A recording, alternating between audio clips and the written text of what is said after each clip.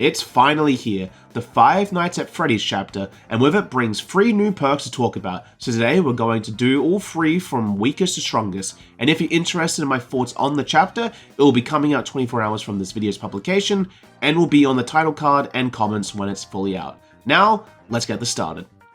Phantom Fear is the worst perk on Wraith, which should come as no surprise if you know what this perk is. Needing terror radiuses, you will get almost no value from it.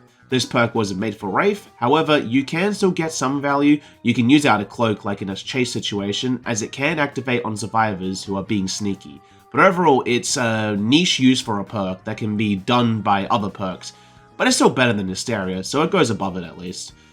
Awire, if it stayed as it was in the PTB, would be the strongest perk in my opinion, but sadly it now regresses to 80% of the exit gate progress instead of 50%. It still regresses at its original rate, but it's a perk you need to work with other perks to see true value from it. Specifically Remember Me, but that perk also has its own issues. But it's still a pretty neat endgame perk, even if it's going to be niche at most. And finally, Help Wanted, a new perk that works like machine learning, where you break a gen and once that gen's completed, you get reduction on your successful M1s by 25%, which if you can get it to work with a max stack of Save the Best for Last, it's pretty crazy and can get an unsuspecting survivor down fast.